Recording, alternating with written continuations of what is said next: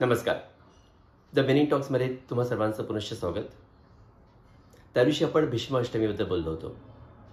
भीष्माचार्यांचा मृत्यू रणांगणावरती होतो आणि त्यानंतर क्षत्रिय असल्यामुळे केवळ 5 दिवसामध्ये त्यांचं श्राद्ध करता येतं.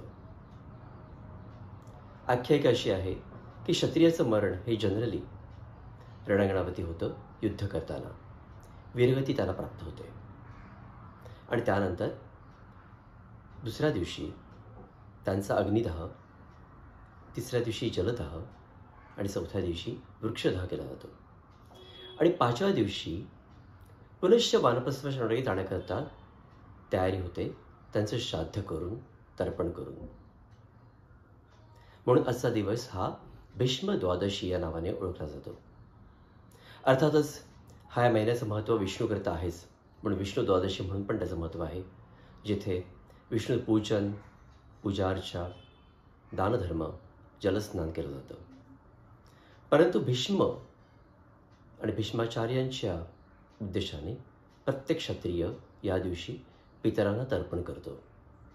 भीष्माचार्यांची आठवण घेऊन आपण केलेल्या पापातनं मुक्त होण्याकरता पितरांना तर्पण करणं असं आवश्यक आहे. कोणत्याही क्षत्रियाचा असा धर्म असतो की जेव्हा त्यांना वीरगती प्राप्त होते त्यावेळेला पुनश्च पंचमहाभूतांमध्ये त्यांचं विलिनीकरण होतं.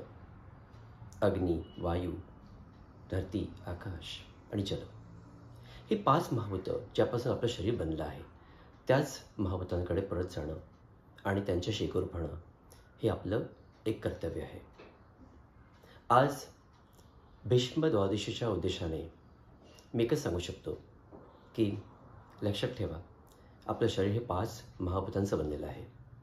त्यामुळे त्यांचा आदर करा, त्यांची कदर पण करा, कारण नेमकं आपण आजकाल ते थोडं मिस करतो आहे आणि आपल्याला पुनश्च त्यांच्यामध्येच मिळायचं आहे.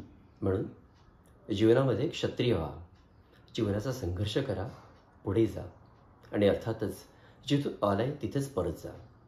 आपले स्वतःचे सगळे विचार, आचार आणि परंपरा मान्य करून आणि आपलं जीवन दुसऱ्यांकरता देऊन पुनश्च आपल्या निसर्गाकडे जा. हाच संदेश. नमस्कार. विनय पोतार.